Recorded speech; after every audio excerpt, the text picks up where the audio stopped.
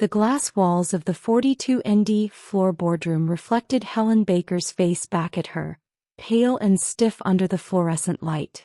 Every seat was filled.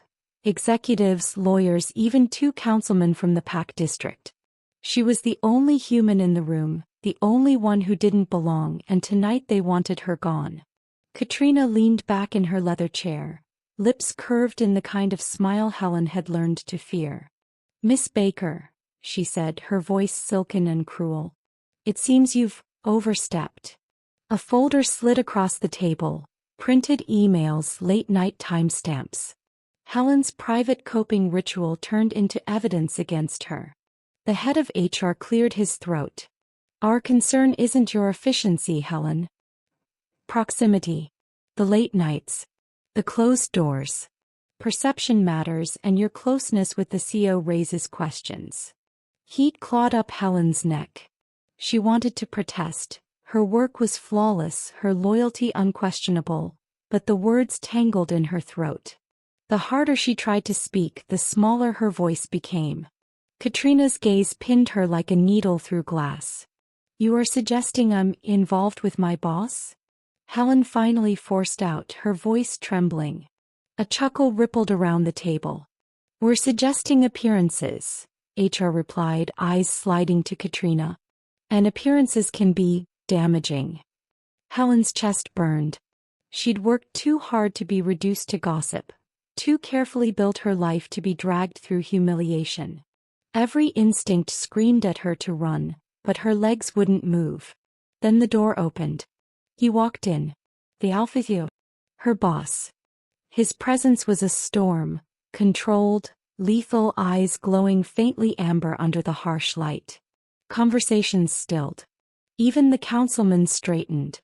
"Helen stays," he said, his voice cutting through the silence.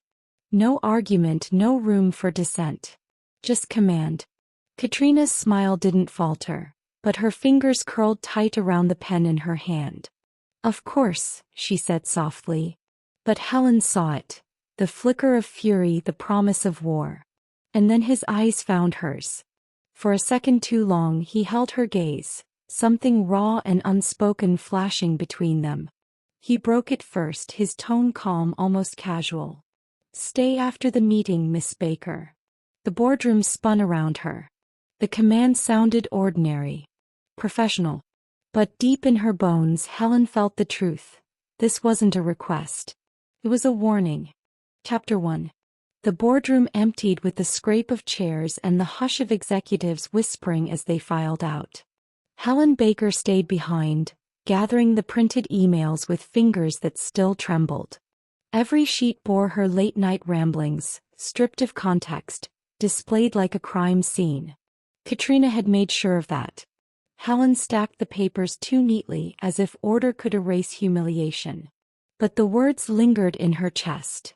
Proximity, perception, inappropriate closeness. HR hadn't needed to accuse her outright. They dangled insinuation until the silence became judgment. And Jack Morgan, her boss, the Alpha CO, had walked in at the last moment and ended it with one command. "Helen stays." Now the silence pressed harder than the crowd had. The door clicked shut. Jack was still there. His tie loosened, his eyes faintly amber under the harsh lights. "Leave the papers," he said. Her throat worked. "Yes, sir." For a long beat he didn't move. He studied the faint bruise at her wrist where a councilman's ring had grazed her. "Does it hurt?" "No," the word came fast, too sharp.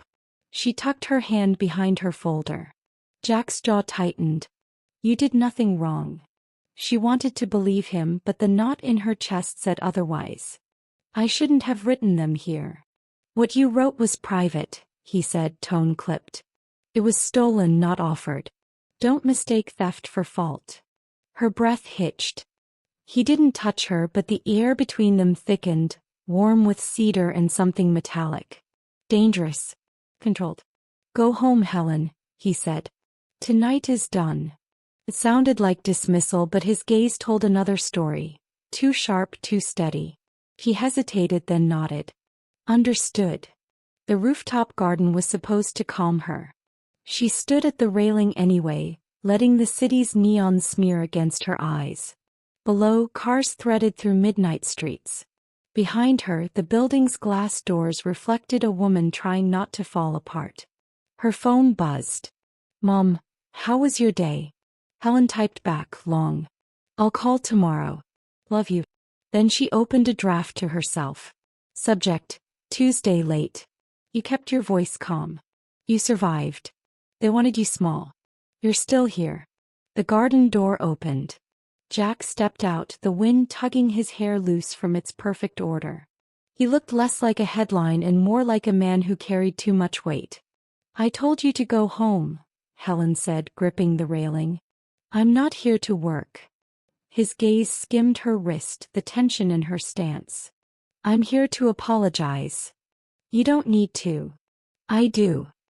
He moved closer, not touching, just near enough that the warmth of him cut the night air. "You were used as a tactic. That should never happen."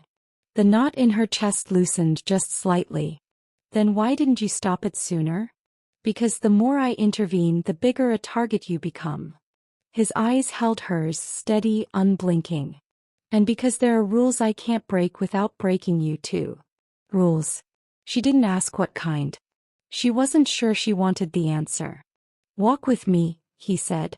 They circled the garden in silence, her heels clicking against stone. The air smelled of crushed mint and damp soil. Once, his hand hovered near her back as though instinct wanted to guide her. She felt it without looking. "You notice patterns," Jack said finally. "That's your strength. You see what others miss." She almost laughed. "And yet I missed tonight." "No," he said softly. "You survived tonight. That matters." Her throat tightened. No one had ever said surviving mattered. At the far end of the garden they stopped. For one heartbeat his control slipped. Amber glowed in his eyes, a storm pressing at its cage. Then it vanished, locked down again. "Go home," he repeated, but this time it sounded less like an order and more like a plea. She nodded. The car waiting at the curb wasn't hers. The driver stepped out. "Miss Baker. Mr. Morgan asked me to see you home." Of course he did. She slid into the back seat, uneasy. Street lights smeared across the glass as the city rolled by. 3 blocks from her apartment, her phone buzzed again. Unknown number. "Rooftop looked cozy tonight. Careful, sweetheart. Perception matters." Helen's blood went cold. She snapped a screenshot and forwarded it to compliance before she could think. The car slowed outside her building. Under the awning, Katrina stood waiting, blazer sharp, smile sharper. "Long night?" Katrina asked pleasantly as though they were friends. Helen's grip on her bag tightened. "Productive." Katrina's eyes glittered. She lifted her phone, pressed a button, and the shutter clicked. Helen didn't have to look to know the frame. Her, the car, and Jack Morgan's reflection in the glass door behind her. "See you at 9, Katrina murmured. Helen stepped inside her building, pulse racing. Behind her, Katrina lowered the phone, a photo already captured, evidence that could destroy them both. Morning sunlight cut sharp through the glass facade of the building, too bright for Helen's tired eyes. She'd slept maybe 3 hours, haunted by the text message and Katrina's smirk. But routine was armor and she wore it well. Hair pinned tight, blazer pressed, not a wrinkle out of place. The 42nd floor hummed with restrained energy. Assistants typed at blistering speed. Legal staff lingered near the elevators like vultures waiting for a fall. Helen felt eyes on her as she walked to her desk outside Jack Morgan's office. Whispers swirled. Last night, rooftop perception. She kept her head high. She was organized, efficient, untouchable. At least on the surface. The door to Jack's office opened. He stepped out, flanked by 2 councilmen in tailored suits. Their eyes glowed faintly gold, the kind of gaze that stripped a person bare. "Miss Baker," one said smoothly, "we require a moment." Jack's voice cut in. "She's busy." "She'll make time," the councilman replied, dismissive. Pack law requires clarity when humans are involved. Every set of ears nearby perked up. Helen felt her stomach flip. Jack's expression didn't change, but the temperature of the hallway seemed to drop. "My secretary reports to me," he said. "You'll address questions to my office, not her." The councilmen exchanged a look. One of them smirked as if cataloging Jack's defiance for later use. Then they walked away. Helen's pulse hammered. She ducked into her desk chair, trying to steady her breath. The whole floor had heard. Whispers already spread like ink in water. Jack's gaze landed on her. Inside. She followed him into the office, the door closing with a muffled thud. "You're not safe out there right now," he said. "They want to use you to weaken me." Her throat tightened. "Because I'm human." His jaw ticked. He didn't deny it. "There are rules. Council law forbids me from marking or claiming you. HR forbids me from crossing a line with an employee. Both sides would use any excuse to destroy us." The words snagged in her chest. "I never asked you to protect me," she said quietly. "No," he replied, stepping closer, "but you're mine to protect." The air thickened. Heat rose in her cheeks.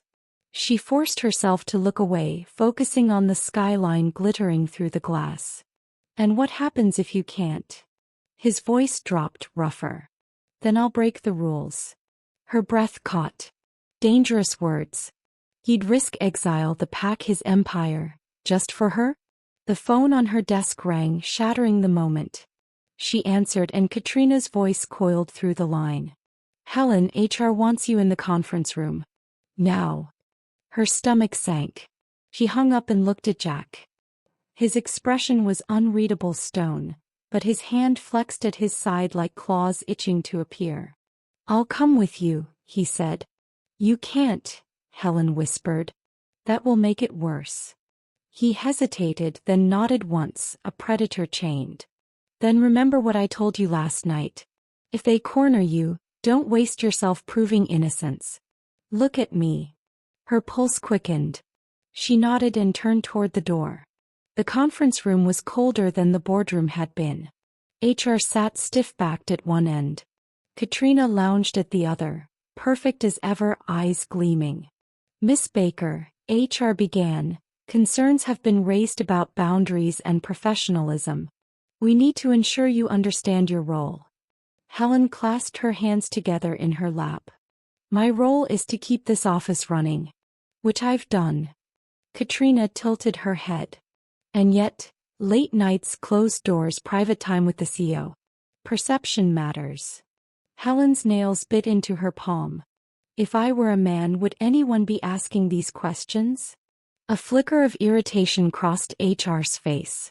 Katrina's smile widened. "Fiery," she murmured. "But rules exist for a reason. Proximity blurs judgment." Helen forced her voice to stay steady. "My judgment is intact. My work proves it." "Work isn't everything," Katrina said sweetly. "Trust is. And trust, once broken, can never be repaired." The words were knives hidden in velvet. Helen sat frozen, knowing she was walking a blade's edge. The door opened. Jack walked in. He wasn't supposed to. Every head turned. "This meeting is over," he said, calm but deadly. "Helen Baker reports to me. Unless you intend to accuse me directly, you'll leave her out of your games." Char sputtered. Katrina's smile didn't falter, but her nails tapped the table. "Careful, Jack," she purred. "Rules apply even to you." "Then I'll rewrite them," he said. His gaze never left Helen. Her chest ached. She should feel relieved. Instead, fear twisted tighter. Because every time he bent the rules for her, the whole pack sharpened their knives. As the meeting dissolved into chaos, Katrina slid her phone across the table toward Helen. The screen lit up with a photo. Helen and Jack reflected together in last night's glass door. Evidence, the caption read. Chapter 3. By noon, the photo had traveled farther than any memo. People didn't speak it aloud. They just looked at Helen like she was a fuse someone had lit and walked away from. She answered calls, routed contracts, logged decisions. Routine as armor. But under the neat stacks and color-coded flags, a small terror paced. Katrina passed her desk twice. The second time she slowed, set a slim folder down and murmured, "Formality, sweetheart. HR needs acknowledgements." The accent on needs said Neil. Helen didn't look up. "Leave it. I'll review." Katrina leaned in close enough for perfume to sting. Pro tip: when a powerful man decides you're special, don't make him prove it. The city eats girls like you. A soft smile. 9 p.m. curfew on your badge for a while. Compliance insists. I stay when the work needs me. Not anymore. Red nails on the folder. Perception matters. When the door to Jack's office opened, Katrina's expression smoothed into something neutral and legally safe. Jack stepped out, scanning the floor once. His gaze brushed Helen's face, then moved on as if she were nothing more than competent furniture. It should have cut, instead it steadied her. He's containing the fire, she told herself. So I don't burn first. He spoke to a VP, to legal, to no one who had the power to undo him. He didn't glance back again. Good. Let them call her invisible. Invisible people survived. At 5:58 p.m. the floor thinned to after-hours quiet. Lights dimmed to a cooler temperature. The river below turned from steel to ink. Helen cleared the day's stack, tied it with a white cord and set it in the outgoing bin. The curfew alert would ping at 9. She had time. Her wrist throbbed. She opened a private draft anyway. Subject: don't look at the glass. You're not a scandal. You are a person who does her job. Stand straight. Breathe. She hesitated, then added, "They try to make you small, remember who shrinks and who expands." A shadow fell across her desk. She alt-tabbed out of instinct, screen clearing to spreadsheet cells. "Archive these to the secure drive," Jack said, placing an encrypted stick on her blotter. "Legal wants audited copies by morning." His voice was even. He didn't look at her wrist or the bruise at her pride. "Understood," she said. He paused. "You have a curfew on your badge." "Yes." "You disagree with it." "Yes." "One beat." "Good." He left the stick and returned to his office. The door closed with its usual soft authority. Helen exhaled and slid the USB into her laptop. The secure archiver kicked up. A small progress bar inched toward 100%. She watched data move file by file, grateful for work that didn't ask her to be anything but precise. Halfway through, the network slowed to a crawl. A system banner blinked. Server prioritizing executive backup. Expect delays. She opened a new draft to herself while she waited. Subject: things I won't say out loud. He walked in and the room changed temperature. "I hate that my hands shake." The way he said "stay" felt like a thread between buildings in the wind. "I will not be ashamed of surviving. I am not a point to be moved."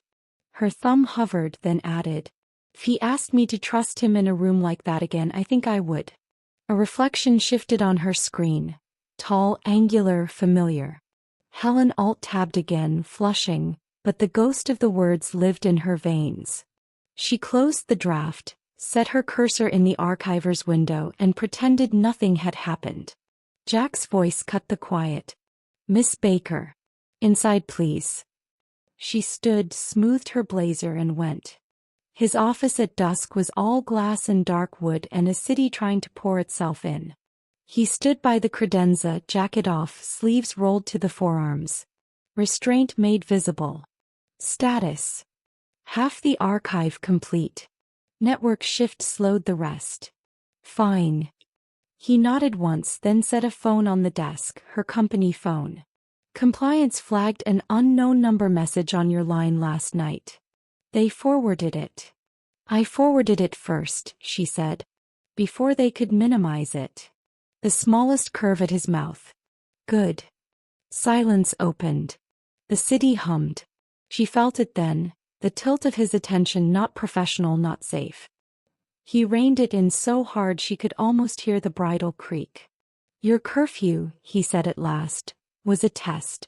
Katrina wanted to see whether I'd break it to keep you working late. And will you? He studied her. I won't need to. I'm not fragile. I know. She let out a breath she hadn't meant to hold. Then why does everyone treat me like glass? Because they want to watch you shatter, he said plainly. And because you won't. Her hands warmed. Dangerous comfort. Anything else for tonight? He hesitated, then crossed to the window, back to her, voice lower. There are things I can't explain yet. Not because I don't trust you, but because once I say them, you stop being a bystander and become a target under a different law. She thought of the councilman's eyes, light catching in gold like a predator's. Pack law. His shoulders stilled. Do not say that out loud on an open floor. You brought me in here. And I'm telling you the rules. Anger and relief braided together in her chest. Understood. He turned. The look in his eyes softened, barely. Take the side elevator tonight. Driver will be waiting. If anyone follows, go past your building and circle back. If they force a conversation, call me. Don't argue. Call. You have other things to defend, she said. A company. A city that bows without knowing why. My priorities are not divided, he answered. Something unspooled low in her stomach. He shut it down. Then I'll archive and go. Good. She reached for the door. His voice quieter. Helen. She looked back. He nodded at the computer on his credenza. A separate terminal she hadn't noticed before, screensaver flickering like a heartbeat. You left a window open on your machine. Her own blood went cold. Oh. She had alt-tabbed. She had closed, hadn't she? I thought I closed it, she said, heat rising to her face. I saw it flash before you switched, he said. Not judgment, just fact. You don't have to hide your mind from me. It wasn't, she stopped. Lying would be small. It was an unsent draft. His gaze held hers, steady as a hand on the back in rough water.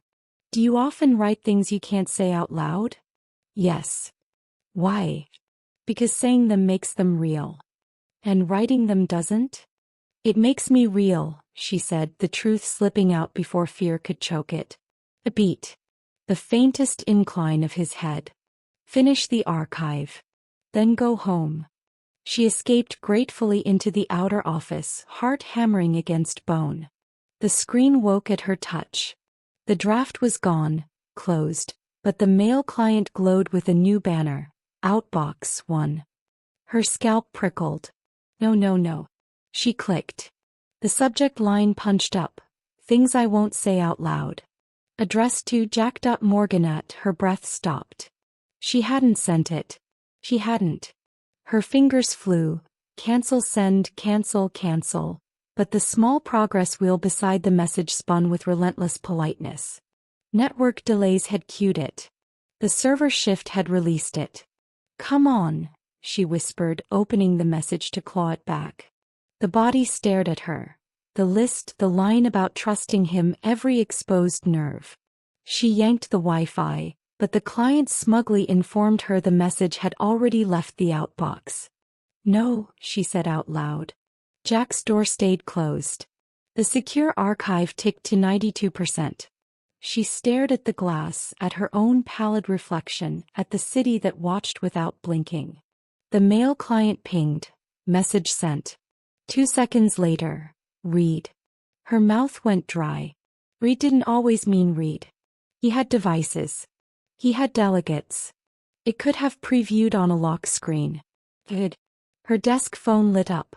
J. Morgan. Line 1. He stared at it like it was a venomous thing. Answer, a voice in her said. Run, said another. He picked it up. Yes. Silence. Then a breath she knew. Helen, he said, voice quiet enough to feel like it touched her skin. Is this about me? Her heart stuttered. Words bottleneck. He swallowed. I. A second line flashed. Security. Line 2. The light strobed red like a wound. She didn't have to pick up to know what it was. A report, a sighting, the mechanism Katrina wound humming to life. Helen, Jack said again, calm over something volatile. Answer me. She stared at the two blinking lights, the email open on her screen like a confession, the archiver crawling toward 100% as if proof and consequence moved at the same speed. Her voice came out thin. Yes. The quiet on his end changed temperature. Not anger. Not relief. Something older and far more dangerous. Claim bent into restraint. Then you're going to listen to me very carefully, he said. Stand up. Take the drive. Walk into my office now. Don't look at anyone. Don't speak to anyone. Security is calling, she whispered. I know. They're not calling for what you think. A beat.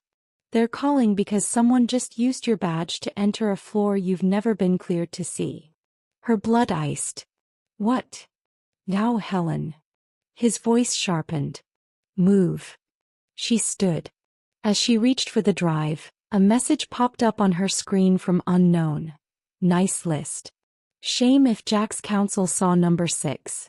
Rooftop at 8. Come alone, or the email goes public. Chapter 4. The USB drive felt heavier than it should have as Helen slid it into her bag. Jack's command echoed in her ears. Now, Helen. Move. Every step toward his office felt like crossing a line she couldn't uncross. The floor was too quiet, the kind of quiet that listened. She reached the door and slipped inside. Jack stood by the window, phone pressed to his ear, voice clipped and lethal. He ended the call as she set the drive on his desk. Security, she asked. They caught someone using your badge to access the restricted sublevel. Not you. Which means someone's staging you. His gaze narrowed. Katrina. Helen's stomach twisted. She has my badge. She doesn't need it. All she needs is perception. He touched the drive, then her gaze. And perception is already a weapon. She folded her arms to steady herself. Then what do I do? You survive. And you don't hand her leverage. Before Helen could answer, the phone on his desk lit up. HR director. Urgent. Jack ignored it. He moved closer, voice low. Tell me exactly what you wrote in that draft email. Her pulse spiked. You read it. I want to hear you say it. Her throat burned. I wrote things I wasn't supposed to. Feelings. About. Her voice cracked. About you. His jaw flexed. He didn't look away. They can't use what's true unless we let them. But what they can twist. He cut himself off, stepping back. It's not your fault. Do you understand? She nodded, though doubt gnawed at her ribs. The office intercom buzzed. Mr. Morgan, legal needs you in the East Wing. Compliance review. Jack's eyes darkened. This is a trap. You can't ignore it, Helen whispered. No, he agreed. But neither can I leave you exposed. Before she could respond, the intercom crackled again. This time it was Katrina's voice, smooth as glass. Or you could send Miss Baker in your place. After all, perception matters. Helen froze. Jack's fist curled on the desk. The air around him changed, hotter, sharper, like ozone before lightning. She wants you isolated. I know. Helen's voice came out steadier than she felt. But if you refuse, she wins anyway. For a long beat, his gaze locked with hers. Something primal flickered there. Possessive, protective, forbidden. Then you don't go alone, he said. I'll shadow you. You can't be seen. I won't be seen. He pressed something into her palm, a sleek silver earpiece. Wear this. Don't speak my name. He tries to corner you, stall. I'll handle the rest. Her fingers closed around it. The weight of trust pressed heavier than the drive. The East Wing conference room was colder than the others, lined with tinted glass. Helen stepped inside. A single folder waited on the table. Katrina stood at the head, smiling like she owned the floor. Miss Baker, she purred. How kind of you to come. Sit. Helen stayed near the door. What's this about? Compliance, of course. Katrina slid the folder open. Inside was a printed screenshot, Helen's email draft. The words stared back at her in black and white. If he asked me to trust him in a room like that again, I think I would. Helen's chest constricted. That was private. Katrina's smile sharpened. Nothing is private in this building. Or in this city. Especially not when it concerns an alpha. Helen forced her voice calm. This doesn't prove anything inappropriate. Oh, but it does, Katrina said sweetly.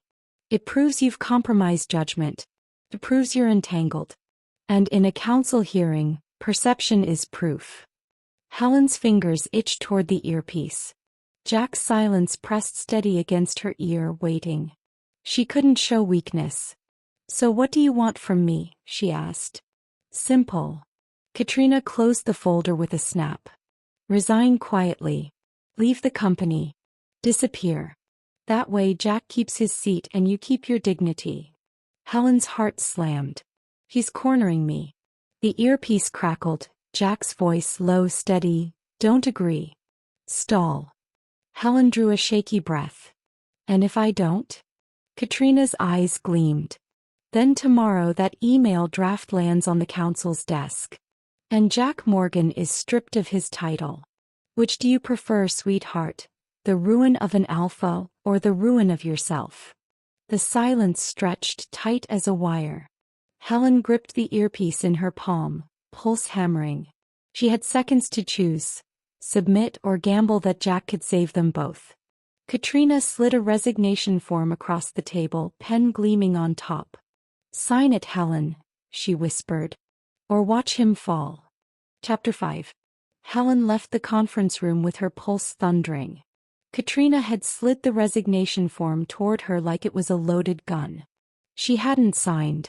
That small defiance was the only thing holding her upright.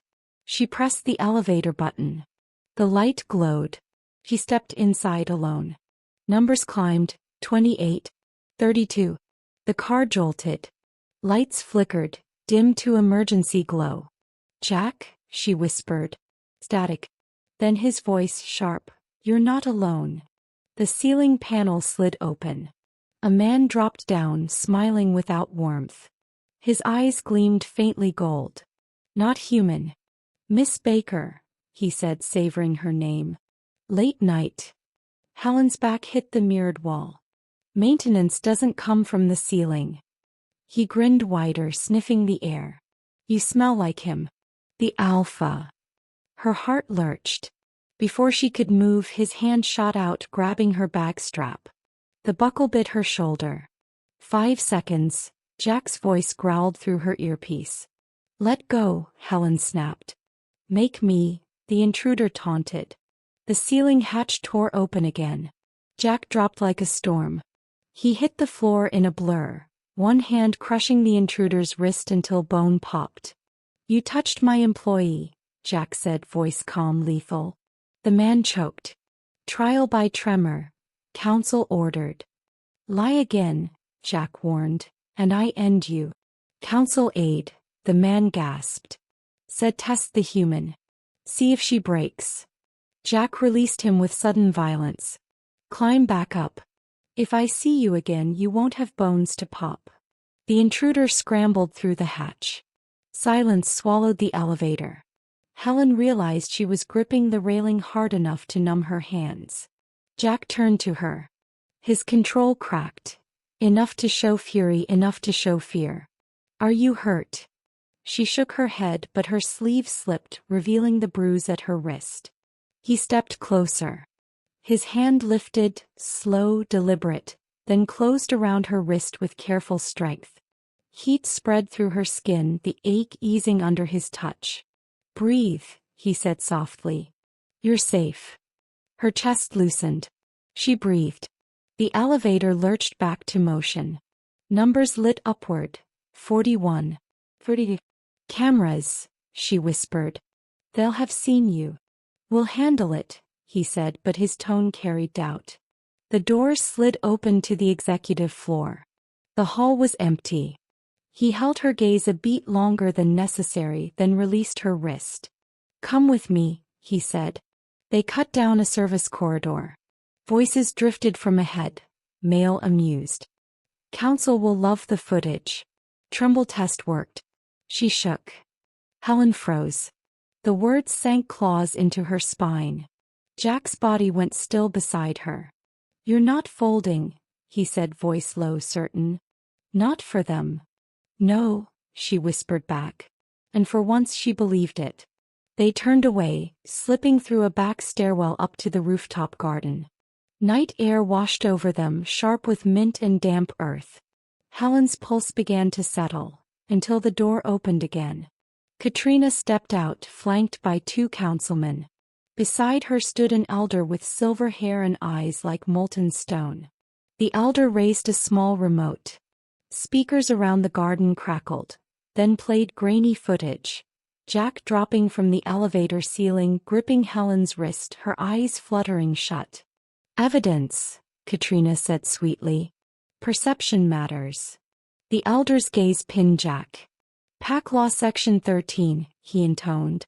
"You know what it forbids. Choose your next move carefully, Alpha." Chapter 6. The garden air felt colder with the council elder standing there, silver hair gleaming under rooftop lights.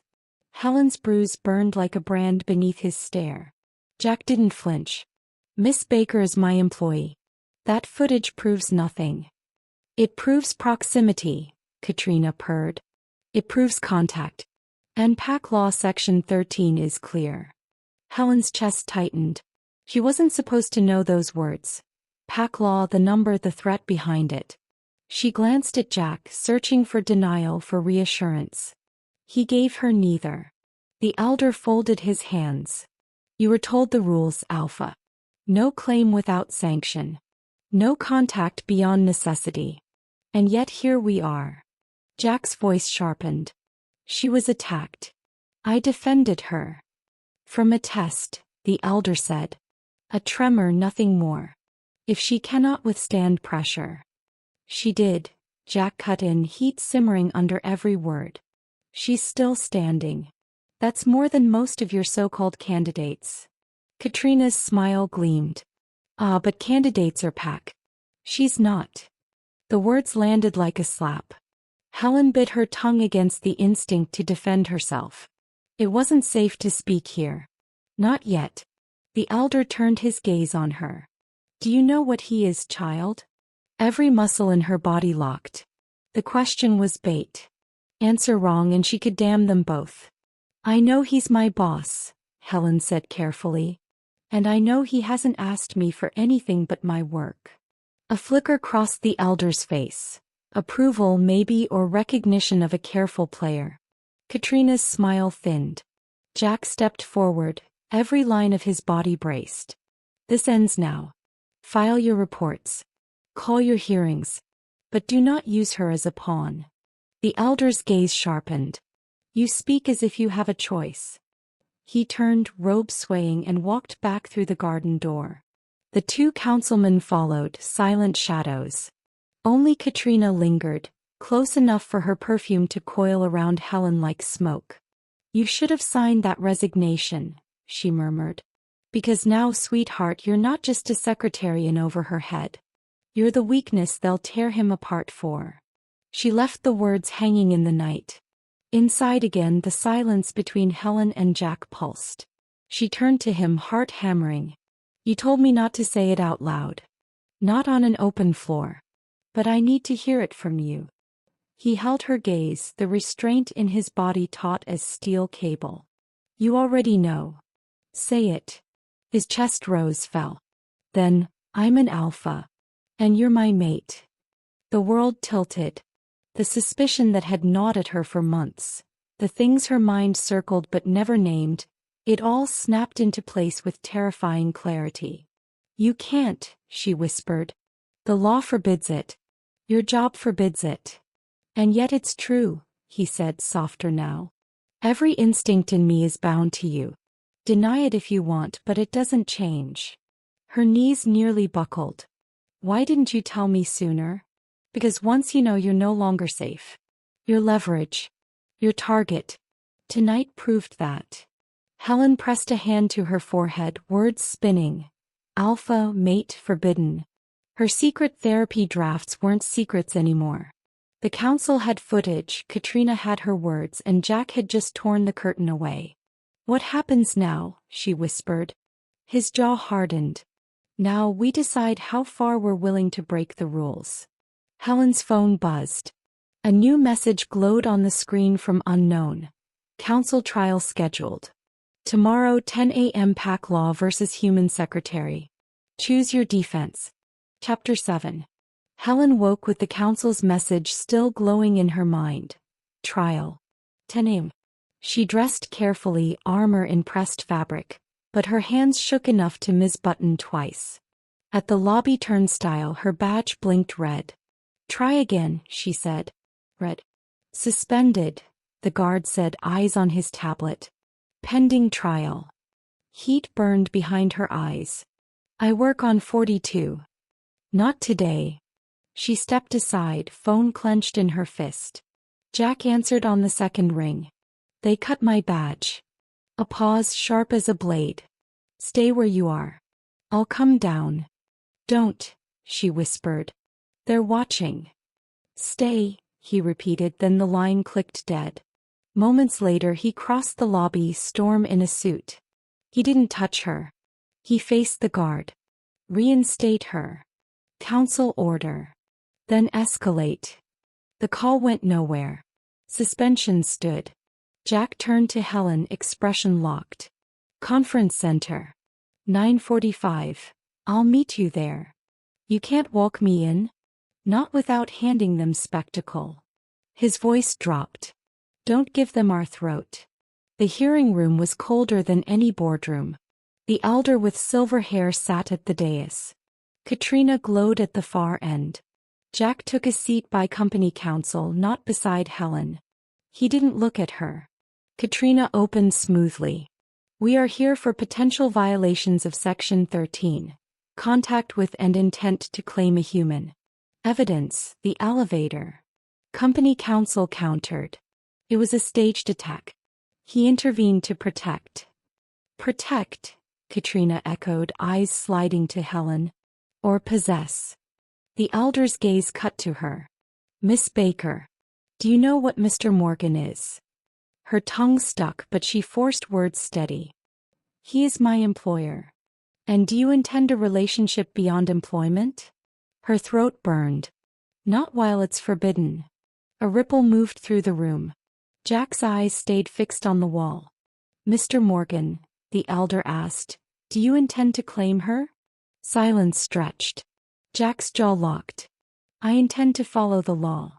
It was the right answer. It gutted her anyway. Katrina pressed a button. The elevator footage filled the screen. Jack dropping from the ceiling, his hand closing around Helen's wrist, her eyes closing. Contact, Katrina said softly. Beyond necessity. The elder lifted a hand. Enough. Miss Baker, you are hereby reassigned. For safety, you are banished from pack floors and district until review concludes. Banished. The word echoed. HR slid a form across to her. Temporary assignment. Midtown Annex. Her hand trembled as she signed. Outside the chamber, Jack waited, still carved from stone. I'll fix it, he said. You can't, she whispered. Not without giving them exactly what they want. They want me to stand down. They want you to break rules so they can break you. He closed his eyes once as if agreement pained him. The annex is an insult. It's a job. I'll do it. Helen. Don't, she cut in. Not here. Not like that. He stepped back, building walls. We go dark. No calls. No emails. Until I make a path. Her chest caved. So I'm out. Temporarily. Banished, she corrected. The words sat heavy between them. He didn't stop her when she walked away. The annex smelled of dust and stale coffee. They gave her a desk near a vent, a clean computer, and nothing that mattered. She typed her new signature. Helen Baker. Temporary support. At 6:04 p.m. her phone buzzed. Unknown, how's exile? Another message followed. A photo of the rooftop garden, empty, a crushed leaf on a chair. Her blood ran cold. She forwarded it to compliance. Bounce back. Mailbox full. Try later. Of course. She left at 7. The streets pressed close, damp with evening rain. Half a block from home, a shadow joined her stride. Evening, Miss Baker, a man said lightly. The elevator intruder. Counsel likes how you tremble. Her fingers found her phone. It's get. Don't. He won't save you tonight. Her breath caught. What do you want? Tomorrow. Noon. Speakeasy door. Alone. Or your little love letter drafts hit the council floor. He peeled away whistling. Helen stumbled into her apartment, bolted the door and slid to the floor, shaking. Her phone buzzed again. Jack this time. Don't meet anyone. Lock your door. She typed back. No. They want you seen. I can be bait. The typing bubble came, vanished, came again. No reply. Knock. 3 soft raps at her door. A woman's voice, velvet and sharp. Open up, sweetheart. HR follow-up. Hina. And behind the door a second scrape. Someone else breathing. Helen held her breath, frozen between lock and surrender as the knock came again. Chapter 8. The knock came again, 3 soft taps that sounded like choices. Helen stayed still, breath locked behind her teeth. Sweetheart, Katrina coaxed, voice warm as velvet. Quick HR form. 2 signatures and you're done. Then no one bothers you again. A second voice breathed behind her, the one from the elevator. Or we can do this the messy way. Helen's phone buzzed face down on the counter. She slid on silent feet, picked it up, typed one word to Jack. Help. 3 dots appeared. Vanished. Katrina's tone cooled. Last chance. Helen pictured the council elder, the remote, the rooftop footage. She pictured Jack's hand on her wrist in the elevator and her own eyes closing like a prayer. She wasn't going to make it easy for them. Leave it at the door, she called, making her voice small on purpose. I'll sign in the morning. Silence. A whisper of cloth. Then the unmistakable grind of metal on metal. Someone teasing the lock from the outside. Helen backed into the kitchen and grabbed the heaviest thing within reach. A cast iron skillet. The door chain stretched. Screws squealed. Her phone lit again. Stairwell. No. From Jack. Followed by window fire escape. Here. He moved. The kitchen window stuck, then gave. Cool night air rushed in. She swung her leg over the sill and found the rusted ladder with blind hands. Below, a figure in black looked up. Cap, mask, lean build. Not Jack. The elevator intruder raised a hand, pleased. Down you come, he murmured. Like a proper little lamb. The apartment door banged. Katrina's voice, don't let her. And then the rest drowned under the slam of adrenaline. Helen did the only thing left, she went up. The ladder rattled as she climbed toward the roof, skillet banging against her thigh. The intruder's foot hit the metal below, quick, practiced. Helen's chest burned. 2 floors. 3. The roof hatch loomed. She shoved it. Locked. Keys. The intruder panted below, amused. Always the problem. Her phone buzzed a 3rd time. Duck. She flattened against the wall. A shape vaulted from the neighboring building like a thrown shadow. Jack hit the hatch frame, one hand catching the lip, body swinging with controlled violence. His other hand punched the bar. The hatch gave with a scream. Up, he said, voice all command. Helen scrambled through. Jack grabbed her elbow and hauled her onto the gravel. The city wind knifed across the roof. The intruder's hands appeared on the hatch lip. Jack yanked Helen behind the HVAC block, then turned as the man pulled himself through. Twice in 1 week, the intruder grinned, eyes flaring gold. You must be nervous, Alpha. Not nervous, Jack said, stepping forward. Hungry. He moved. The sound wasn't human, speed breaking air. The intruder met him, claws sliding where fingernails should be. They collided with a thud that shook dust from the ductwork. Helen pressed her back to the unit, fingers white on the skillet handle. Metal screeched. A fist hit gravel. A snarl unwound into the night. "Run, Helen," Jack said without looking. "Not leaving you," she fired back, astonishing herself. "Yow." Her legs didn't listen. She peered around the unit just in time to see the intruder rake for Jack's ribs. Jack intercepted, torquing the arm until a sound like tearing fabric meant tendon. The man screamed, bucked, slammed his head back. Jack staggered one step, enough for the intruder to rip free and lunge toward Helen instead. She swung the skillet with everything fear had given her. Connected with a sick bell of iron on bone. The intruder reeled. Jack was already there, grabbing the man by the collar and driving him into the duct. "Who hired you?" Jack snarled. "Doors open." Katrina's voice floated up from the stairwell. She stepped onto the roof with two silhouettes behind her. Council muscle. "Pai my," she breathed, taking in the tableau. "Domestic troubles." Helen's grip tightened. The intruder sagged, half-conscious. Jack stood between Helen and the trio, breath controlled, rage leashed. "Leave," he said. Katrina's smile sharpened. "With pleasure. After we escort Miss Baker to a more controlled location." The council men fanned out. One held a stun baton, illegal on any human floor. Helen's skin crawled. Jack angled his body, shielding her.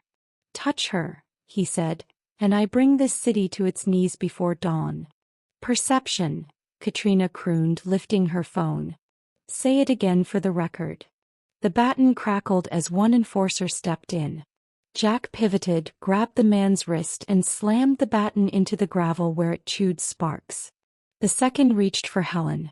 He threw the skillet. It hit his shoulder, he swore, stumbling. She ran left, straight into Katrina's path. "Sweetheart," Katrina said, catching Helen's blazer with manicured fingers, "stop pretending you're dangerous." Helen twisted, fabric tearing, and drove her palm heel into Katrina's wrist the way a safety video had taught her years ago. Katrina hissed and let go, surprise flickering to hatred. "You little..." Jack knocked the baton out of play and kicked it over the edge. The intruder on the gravel came to, groaned, and grabbed Helen's ankle. She went down hard, breath blasting out. The world narrowed to hands and concrete. "Helen." Jack's voice cut through heat and noise. He tore the intruder off her, flung him into a vent and hauled Helen up by the elbow, too gentle for the violence around them. His eyes, bright amber, unmasked, scanned her face. "You with me?" "Yes," she breathed even as her knees wobbled. Katrina watched the eye flash like a scientist observing a reaction. "There it is," she whispered. "Proof." "Of what?" Helen shot back, voice hoarse. "That he protects his employees when you send dogs to the door?" Katrina's mouth curved. "Of claim. Of intent. Thank you for the footage." The council men regrouped, bruised but hungry. Jack's chest rose, fell more ragged now. He stayed between them and Helen like a wall you couldn't buy. "You don't want to do this," he told them, low, deadly. "Not tonight." "On the contrary," Katrina said. "Tonight's perfect. Trials go faster when the story is neat." Sirens sounded far below, distant, irrelevant. The city kept breathing. Jack leaned close enough that his breath warmed Helen's temple. "Last chance," he murmured. "Do you trust me?" Everything inside her that wanted safe yelled no. Everything that had watched him hold back the world whispered yes before she could think. "Yes," she said. He nodded once, decision sealing. "Then forgive me." He stepped forward, put two fingers to his throat, an old signal, and let the alpha rise. It wasn't a roar. It was a resonance that climbed out of the bones of the building and into the sky. The council men flinched. Katrina took a stunned half-step back. The intruder whimpered into the gravel. Air thickened around Jack like heat mirage. "Walk," he told them. "Off my roof." For a heartbeat it worked. Instinct bowed to command. One enforcer turned toward the hatch. Then the other hurled the last card he had. The stun baton spare cartridge, quick drawn from a pocket, cracked against Jack's side. Voltage arced. Jack's body jerked just once. He didn't fall, but in that moment of white noise and pain, the second enforcer moved for Helen. He grabbed her, pivoted, and dragged her toward the hatch. Helen clawed at the door frame, shoes skidding on gravel. Jack recovered, blazing, but Katrina stepped between, phone lifted like a badge. Hit him again, she snapped. Helen's vision tunneled. She drove her heel into the attacker's shin. He grunted, loosened, then slammed her back into the hatch frame. White burst behind her eyes. Her body went soft. Let her go, Jack said, voice turned feral. He took a step that meant catastrophe. Katrina smiled. Do it. Prove us right. Jack, Helen whispered, dizzy. Don't. He looked at her, really looked, like she was the only fixed point on a spinning map. He strangled the next step, caged the alpha back behind human skin, and did something harder than fighting. He lifted his hands, palms open, and let them take her. Tomorrow, he told Katrina, voice flat with promise, you'll beg for process. Katrina's lashes fluttered. We'll see you at noon then. They pulled Helen through the hatch. The last thing she saw before the door slammed was Jack's face, stripped of armor, wrecked. Dark stairs. Cold air. The enforcer's grip was iron on her arm. Good lamb, he panted. Almost done. Half a flight down, he misjudged the step. Helen twisted, ripped free, and ran. Down one landing, left into a maintenance corridor, and hit a dead end. Pipes. A locked metal door. Nowhere. Behind her, footsteps. She pressed her palms to the door. Not tonight, she told the metal. It laughed without sound. The footsteps slowed. Cornered, the enforcer sang. Her phone buzzed in her pocket. One word from Jack. Jump. She blinked. Jump what? She looked up. A wired glass panel vented to the alley. Small, high, old. Bad idea. The footsteps got closer. Helen ran 3 steps up the wall the way she'd seen in a stunt video, grabbed the wire grate and yanked. It held. She kicked. It shrieked. The footsteps broke into a sprint. Come on, she hissed, kicking again. The grate gave. Cold air slapped her face. She hauled herself up and through, scraping her shoulder, tumbling into an old fire escape that shuddered under her weight. Metal screamed. The enforcer slammed into the door below. She didn't look down. She flung herself into the night and climbed. On the 3rd landing, a hand reached from the shadows and caught her by the back of her blazer.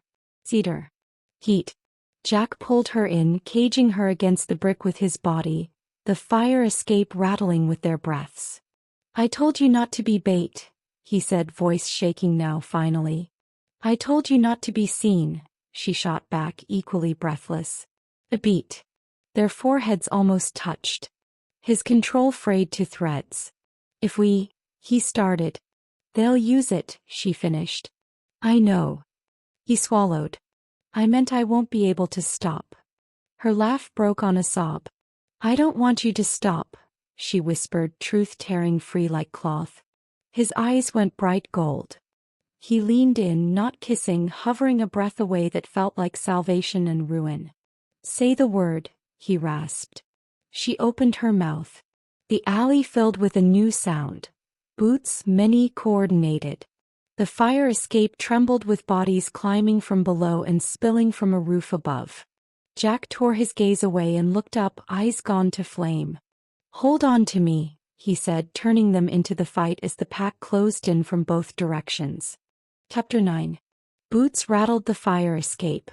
Shadows spilled down the walls, council enforcers moving like a net. Jack shifted Helen behind him, shoulders squared, voice dropping into that dangerous register. Stay close. Don't run. Her pulse hammered. She clutched the railing, every instinct screaming the opposite. But his tone brooked no argument. The first enforcer leapt from the roof above. Jack caught him midair, slammed him into the metal. The fire escape shrieked. Helen ducked as sparks flew. 2 more came from below, stun batons crackling. Jack kicked the ladder free. It folded down and snapped against the wall, scattering them into the alley. For a breath, the path cleared. "Move," he ordered. They sprinted up the last flights, bursting onto the rooftop. The city stretched in glass and neon. Waiting there, the silver-haired elder, Katrina at his side, and a half-circle of council members. Helen's stomach dropped. This wasn't a fight. It was a stage. The elder lifted his hand. "Enough games, Alpha. Tonight ends with truth." Katrina stepped forward, smile sharp. "You see, gentlemen, our Alpha risks everything for a human secretary. Rule Section 13 forbids it. Pack law is clear." She held up her phone. The elevator footage gleamed again. "He's already claimed her." "No," Helen said before she could stop herself. "He saved me. You staged the attack." "Silence," the elder snapped. His gaze pinned her like a bug on glass. "You speak when permitted." Helen's fists clenched. She forced her chin up anyway. "Then permit it. Because you're twisting protection into crime. And if that's law, then maybe law is broken." A murmur rippled through the gathered wolves. Katrina's eyes narrowed, but the elder only smiled thinly. Defiant. Predictable. Jack stepped forward, heat rolling off him. "This ends now. You've turned law into a leash. You test loyalty with suffering, measure strength by cruelty. Not anymore." Gasps broke out. The words were sacrilege. The elder's voice chilled. "Then you stand against the council?" "I stand with her," Jack said, steady, lethal. "Whatever it costs." Helen's heart stopped. The words weren't just defense. They were declaration. A public one. Katrina seized the moment. "Then let it be written. Jack Morgan breaks Section 13. He forfeits his title. He forfeits his pack." The elder raised his hand to seal the decree. But Helen stepped in front of Jack. "No," her voice shook, but she forced it louder. "If you strip him, you strip me first. Because I chose to stand with him." Gasps again, louder. Humans didn't interrupt. Humans didn't claim choice.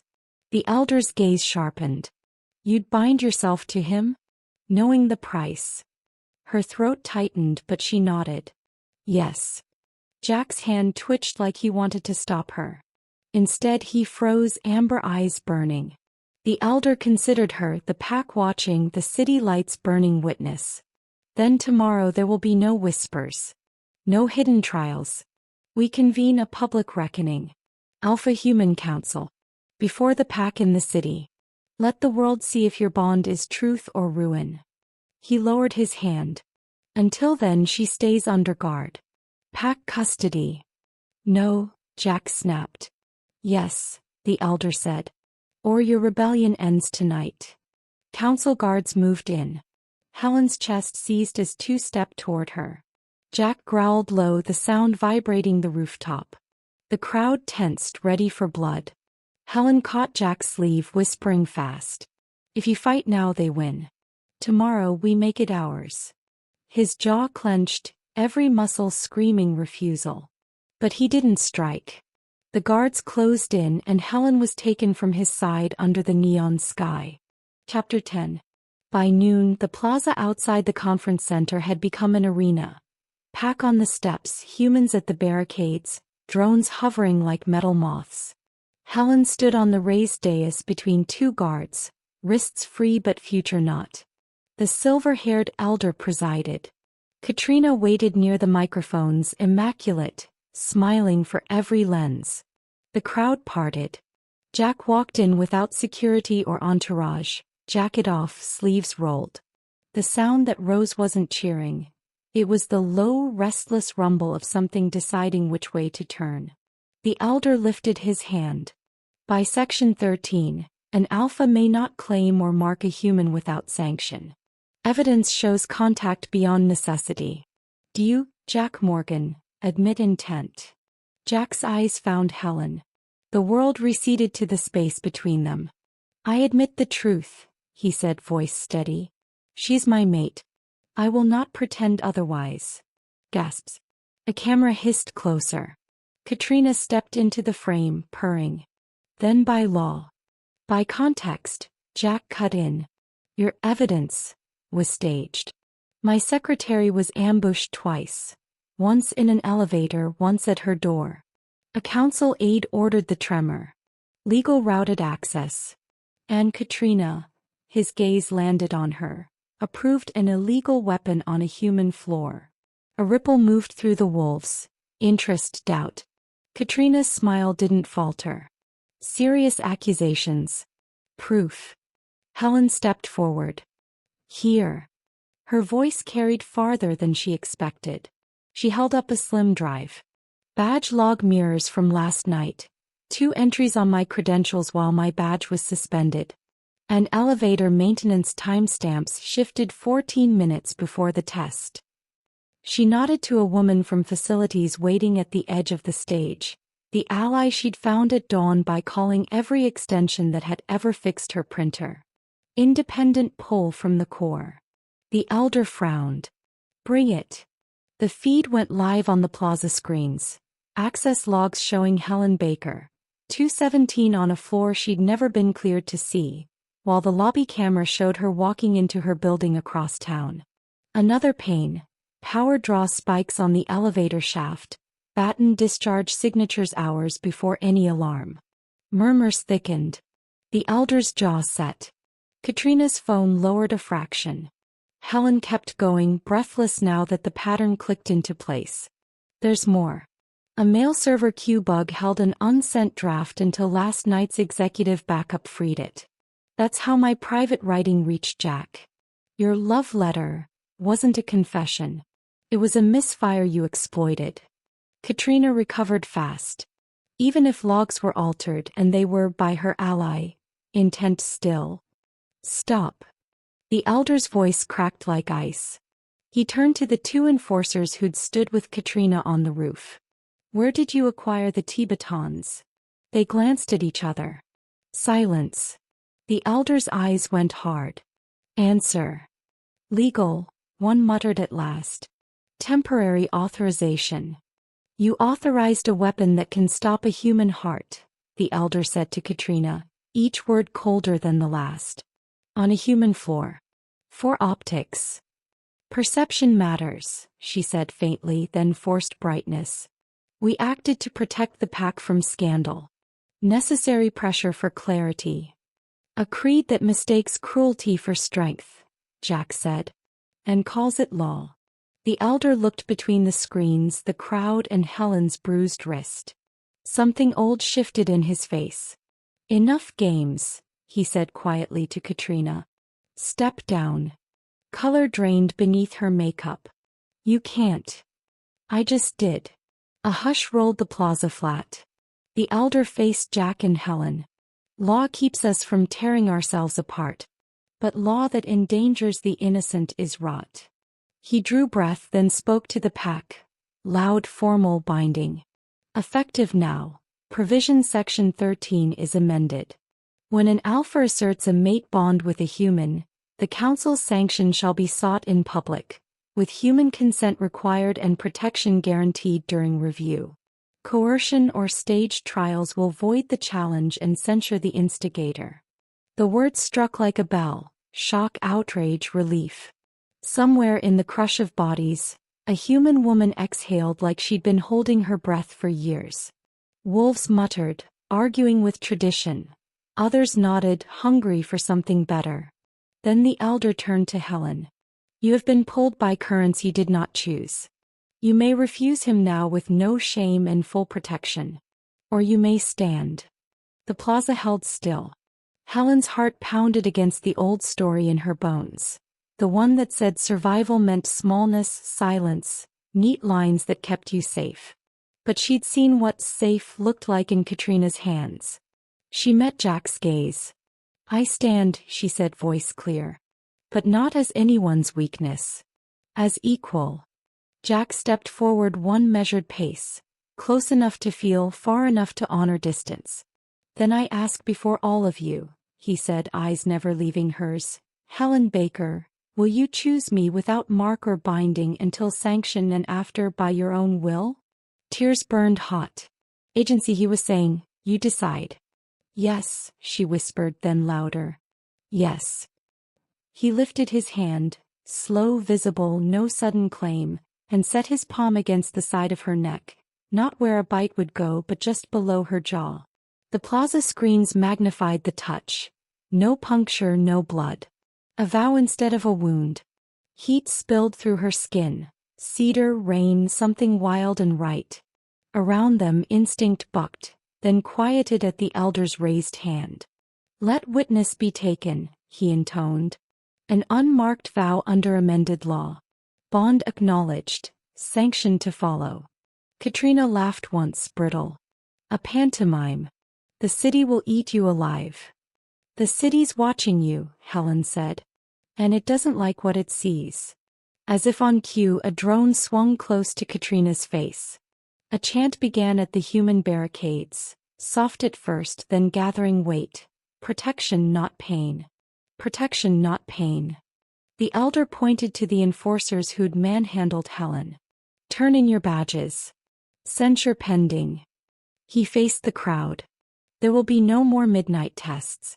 If we are strong without breaking what we mean to guard. Katrina's mask finally cracked. She stepped forward like she might lunge for the microphones, then checked herself, found no purchase, and pivoted with a politician's last weapon. We'll appeal. Appeal to whom? Jack asked. There's no higher roof. Silence. Then the elder almost smiled. Public hearing concluded. New law recorded. He stepped back. The guards fell away from Helen like a tide reversing. For a heartbeat no one moved. Jack did.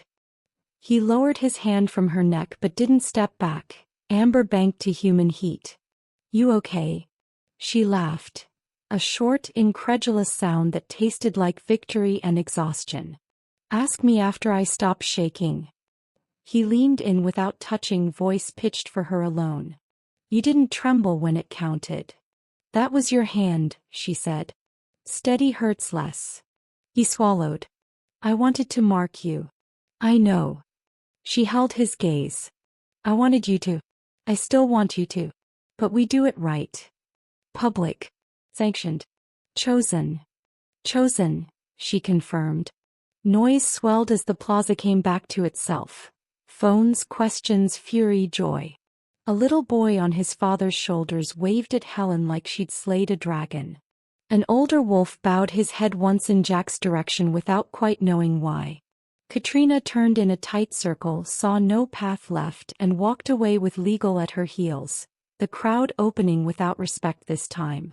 A dozen cameras followed like flies. Jack extended his arm. Not a leash, an invitation. Helen threaded her hand through. Together, under a sky that finally felt like a ceiling and not a trap, they walked down from the dais while the elder's voice carried after them with the official record. Let it be known. Strength is protection, not cruelty. Law serves life, or it changes. In front of the city they chose each other, and the law bent toward mercy. Whose side were you on in the end, and what moment flipped you? Tell me in the comments and say where you're watching from. The book. The city looked different from the rooftop that night. The glass towers still blinked their neon veins, the river still split black against chrome, but Helen felt the ground beneath her feet as something new, hers. Not borrowed, not temporary, not fragile. She sat on the familiar bench by the crushed mint planter, blazer off, hair loose from the day's strain. The wind tugged gently, no longer a threat but an invitation. The garden door opened. Jack stepped out, not alpha, not Zio, just a man who looked tired and alive. He crossed the gravel slowly, giving her the chance to breathe him in before he reached her side. Thought you'd be asleep by now, he said. I thought you'd be in a council chamber rewriting bylaws. His mouth curved. Done enough rewriting for one lifetime. She smiled faintly. They'll still come for us. They can come. He dropped onto the bench beside her, their shoulders brushing. We'll stand. The silence between them was no longer weighted. It was space they chose to share. Jack leaned back, eyes on the skyline. You changed the law today. You held the line, she answered. I just spoke loud enough for people to hear. He turned his head, gaze steady on her. Loud enough for me to hear too. Her throat tightened. I thought you'd lose everything. I didn't, he said. Because you stood there and reminded me what everything was. Her pulse tripped. He lifted his hand, not hurried, not hidden, and traced his thumb across her wrist, right where the bruise had faded. Warmth spread, steady, safe. No chains, he said softly. No mark until you want it. Just us. As equals. She leaned in until their foreheads touched, simple and unshaken. Chosen, she whispered. Chosen, he echoed the word, a vow. Below, the city kept breathing. Above, the moon broke through a cloud, silvering the rooftop in light that felt almost like blessing. Helen closed her eyes and let herself believe. Humiliation to honor, pawn to partner, silence to voice. She wasn't banished anymore. She belonged. And this time it wasn't because the Alpha had claimed her. It was because she had chosen him and he had chosen her, and together they had chosen to change the world. What was your favorite moment in their story, and where are you watching from? Drop it in the comments, and don't forget to subscribe to my channel for more amazing werewolf romance stories.